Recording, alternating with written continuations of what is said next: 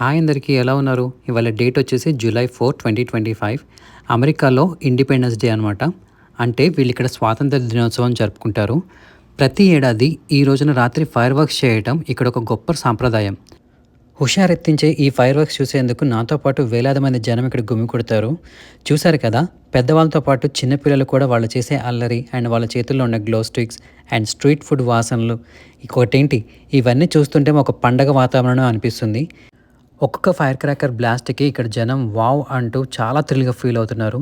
ఇలాంటి సన్నివేశాన్ని మనం లైవ్లో చూస్తే ఇంకా చాలా బాగుంటుంది.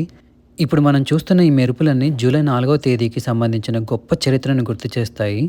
ఈ ఫైర్ వర్క్స్ అనేవి ఫ్రీడమ్కి సింబల్ అనమాట. అమెరికాకి ఇండిపెండెన్స్ వచ్చి ఈ ఇయర్కి 249 ఇయర్స్ అవుతుంది. అంటే నెక్స్ట్ ఇయర్స్కి 250 ఇయర్స్ కంప్లీట్ చేసుకోబోతుంది. ఫౌండింగ్ ఫాదర్ అయినటువంటి జాన్ ఆడమ్స్ గారు చెప్పినట్టు ఈ రోజున ఎవ్రీ ఇయర్ ఫైర్ క్రాకర్స్తో అలాగే లైటింగ్తో ఒక గొప్ప ఉత్సాహంగా జరపాలని అన్న మాట ఇప్పటికీ నిజమవుతుంది. ఈ రంగుల వెన్నెల్లో వాళ్ళ త్యాగాన్ని గుర్తు చేసుకుంటూ ఎంతో దేశభక్తితో, ఐక్యతతో, కుటుంబాల మధ్య ఆనందంగా ప్రజలు ఈ ఫైర్ వర్క్స్ని చూడటానికి వస్తారు. మనము ఇప్పుడు అదే ఇన్స్పిరేషన్తో ఈ అద్భుత కాంతి వాళ్ళని ఆస్వాదిస్తూ వాళ్ళ పోరాటాన్ని గౌరవించాలి. యూజువల్గా అయితే ఈవినింగ్ గేమ్స్ అండ్ డీజేతో స్టార్ట్ చేసి లాస్ట్ 20 to 30 మినిట్స్ మాత్రమే ఈ ఫైర్ వర్క్స్ అనేవి ఉంటాయి. ఈ సంవత్సరం ఈ సెలబ్రేషన్ ఫైర్ వర్క్స్తో అయితే ఎండ్ అయిపోయింది. నాకైతే ఇంకొంచెం సేపు ఉంటే బాగుండనిపించింది.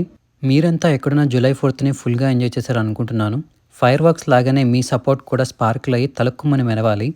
ఈ వీడియో కనుక మీకు నచ్చినట్టయితే ఒక లైక్ చేయండి అండ్ తప్పకుండా సబ్స్క్రైబ్ చేసుకోవడం మాత్రం మర్చిపోకండి.